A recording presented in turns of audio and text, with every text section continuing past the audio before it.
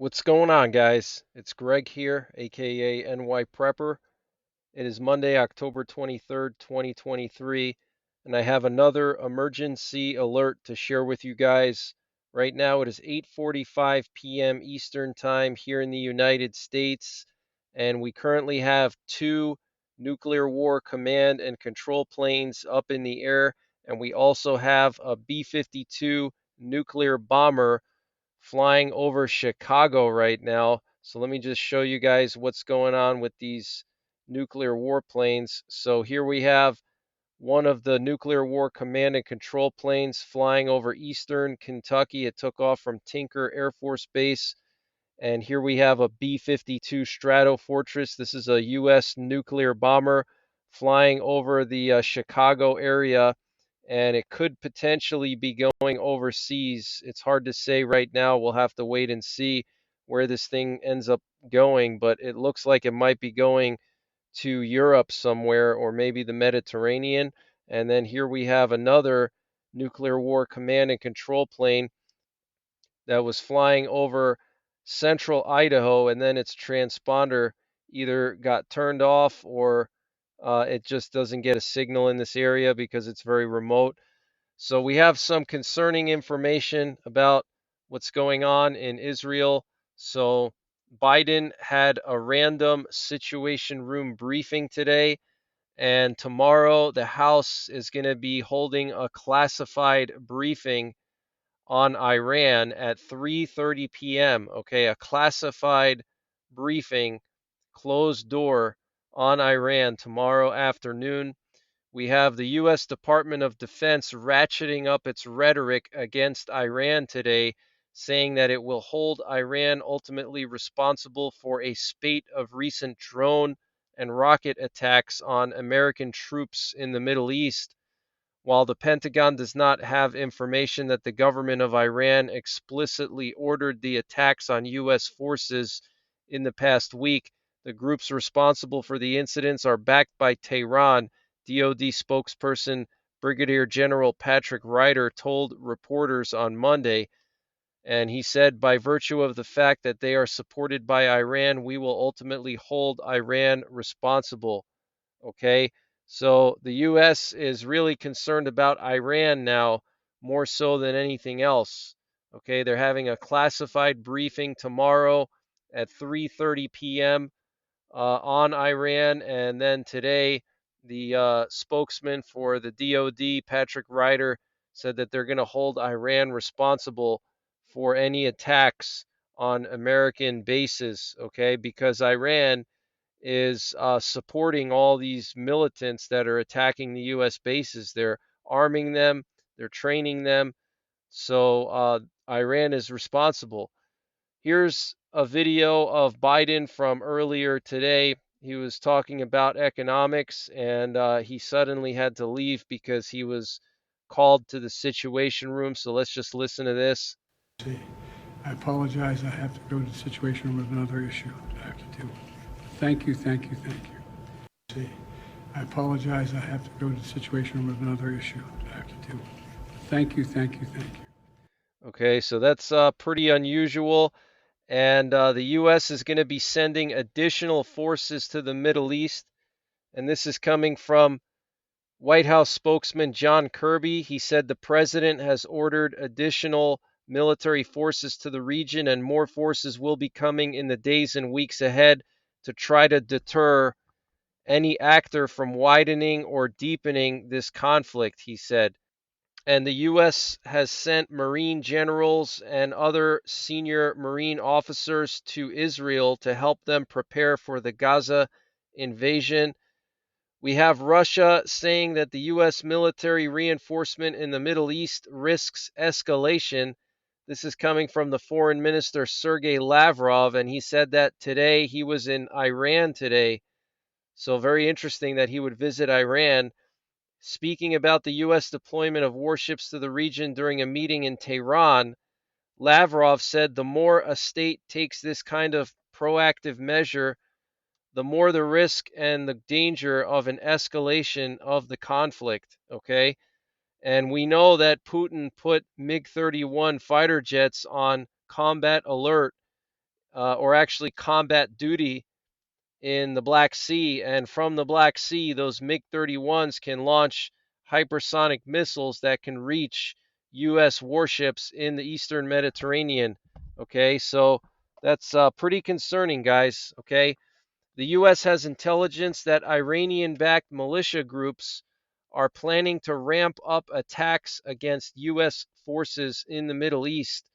So there's going to be more of these attacks on U.S. bases, guys. Okay, we haven't seen anything yet. This is just the beginning. Okay, everybody's freaking out already. Everybody's, panicking. Everybody's, scared. This is nothing, guys. This is just the beginning. We haven't even seen the war actually start yet. Okay, once the war kicks off, it's going to be absolutely insane. All right, if you think that things are tense now, wait until Israel goes into Gaza and then Hezbollah attacks Israel and then the US starts carpet bombing Hezbollah and then Iran responds with ballistic missiles, and they fire ballistic missiles into Israel, and then the U.S. retaliates with a full-scale decapitation nuclear strike on Iran, because that's what could happen. And then Russia retaliates and fires missiles at our aircraft carrier, and then it's on, and then it's nuclear war, guys. Okay, then it's World War III. I'm not saying that it's going to happen that way. I don't know. But I also think that the U.S. military and Israel are planning a preemptive strike on Iran. I think that they're trying to link Iran to Hamas, and they're trying to link Iran to these attacks on U.S. bases, and that's going to give them the reason they need to go after Iran, to cut the head of the snake off. Because if they just go after Hamas, it's not going to really do anything. Or if they just take out Hezbollah, it's not going to really do anything. Or if they take out the Iranian backed militias in Syria, it's not going to really do anything. They have to go after Iran because Iran is the head of the snake. Okay. And I personally believe that's why we moved 24 F 15E Strike Eagles into the Middle East, which we did that like a week and a half ago. And the F-15E Strike Eagle is primarily used now for nuclear weapons delivery. Okay, that's its main purpose now. And it's the only fighter jet in the U.S. Air Force that is currently certified to deliver the latest modification of the B-61 gravity bomb, which is a nuclear gravity bomb. It's a nuclear bomb, and it's the only fighter jet that can deliver that B-61 with the latest modification, which is Mod 12. Okay, it's a very accurate guidance system on that B-61 Mod 12. It can steer itself right on top of a target. So, very concerning, guys. Things are really ramping up. It seems like the U.S. is focusing more so on Iran now than they are on Hamas or anything else. The U.S. warned Monday that any Gaza ceasefire by Israel would benefit Hamas, as the European Union considers a call for a humanitarian ceasefire. A ceasefire would give Hamas the ability to rest, refit, and get ready to continue launching terrorist attacks against Israel, State Department spokesman Matthew Miller told reporters. You can understand perfectly clearly why that's an intolerable situation for Israel, as it would be an intolerable situation for any country that has suffered such a brutal terrorist attack and continues to see the terrorist threat right on its border, he said. Okay, so the EU is going to propose a ceasefire at the UN or to the UN, and the US is against that. 3 different U.S. bases in Syria came under attack this evening by Iranian backed Shiite groups. These bases included the Al Shaddadi base, the Al Tanf base, and the Al Omar oil field. The Islamic resistance in Iraq has claimed responsibility. Okay, so here we have a picture of that oil field that was targeted by the Islamic resistance in Iraq. Okay, they hit the Al Omar oil field, and here's a closer picture of the actual impact. I don't know if they used a missile or a drone, but they targeted that oil field. And here's the official statement they put out claiming responsibility for it. The Israeli army said that they are pressing to launch a ground maneuver at any cost. We are at war. There is no choice. Iranian Foreign Minister Abdollahian said after talks with the leaders of Hamas and Hezbollah today that Gaza will turn into a quagmire for Israel. Okay, so the Iranian Foreign Minister spoke with the leaders of Hamas and Hezbollah today. Elon Musk said that I think we are sleepwalking our way into World War III. The USS Gerald Ford carrier strike group was spotted moving at high speed in the waters west of Cyprus on October 23rd, which is today. The flotilla has moved away from its former position 500 kilometers from the coast of Israel. Let me just show you guys a picture here showing where this carrier strike group is. So this is a satellite photo from the Sentinel-2 satellite, and you can see the Gerald Ford and its support warships here. And here you can see on the bottom left corner of the picture where it's located. So it's west of Cyprus now. So it basically moved further north towards Turkey. Hamas will release 50 hostages who have dual citizenship. They're going to be handed over to the Red Cross. According to various sources, the transfer is going to take place in the Khan Yunis area in the south of the Gaza Strip. The Air Force of Israel has finalized operational and logistical plans for an escalation of fight against Hezbollah. Okay, so the Israeli Air Force is preparing, or they've actually finalized their preparations for a fight against Hezbollah. That is huge, guys, absolutely huge. And apparently, there's a disagreement in the Israeli War Cabinet regarding the army's readiness to invade Gaza. Israel's Defense Minister Gallant and Minister Gantz believe that the IDF is ready to enter Gaza, while Netanyahu believes that more time is needed to prepare. This is coming from various Israeli sources. The Israeli Army radio said that Israel has decided to postpone the ground war on the Gaza Strip until U.S. military reinforcements arrive in the region. So that's pretty interesting, and it doesn't surprise me either. And it looks like those reinforcements are going to be arriving over the coming days. A convoy of U.S. troops with short range air defense systems were spotted on a highway in Iraq heading towards the Al Assad Air Base in the Anbar province on October 21st. They had the Avenger short range air defense systems, which are basically just like Stinger missiles mounted to the back of Humvees. And the National Security Council spokesman John Kirby said today that it is literally an hour by hour effort here at the White House and at the State Department to find where these hostages are and to try to make the effort to get them out and get them back. He also said that we are deeply concerned about the potential for any significant escalation of attacks against U.S. forces in the region.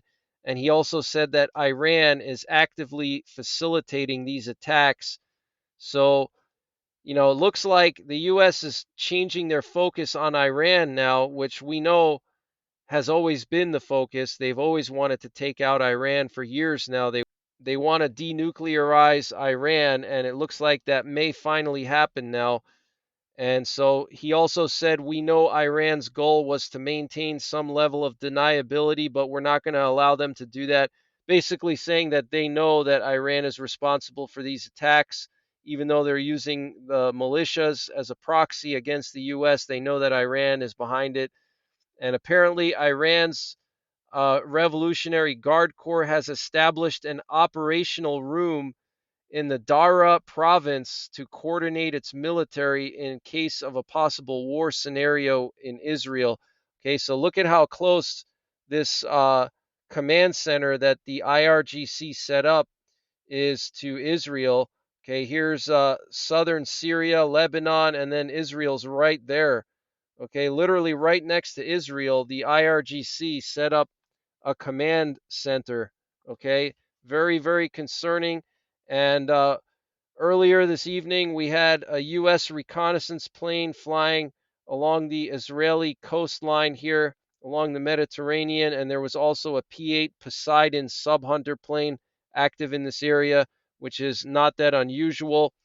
And then we also had the US, Japan, and South Korea conduct a trilateral aerial exercise with a B 52. And this happened yesterday. You can see some of the pictures here. Fighter aircraft from the US, Japan, and the Republic of Korea conducted a trilateral escort flight of a US B 52 Stratofortress bomber operating in the Indo Pacific on October 22, 2023. US F 16s from the 80th Fighter Squadron, 8th Fighter Wing, flew alongside Japan Air Self Defense Force F 2s from the 8th Air Wing and Republic of Korea Air Force F-15Ks from the 11th Wing. This aerial exercise builds on the continued interoperability of our collective forces and demonstrates the strength of the trilateral relationship with our Japan and Republic of Korea allies. Okay, so they're practicing escorting a nuclear bomber, guys, in case they have to deliver nuclear weapons onto North Korea. They're practicing escorting this B 52. Okay, this is pretty serious. Okay, so that's pretty much the latest information that I have for now. I will keep you guys updated, and once this war kicks off in the Middle East, I will go live 24/7. So make sure you subscribe to my channel if you're not subscribed. Make sure you hit the bell icon so you get notified when I upload these updates and also when I go live. And other than that, take care, God bless, and don't forget the 3 Ps: prepare, practice, and persevere.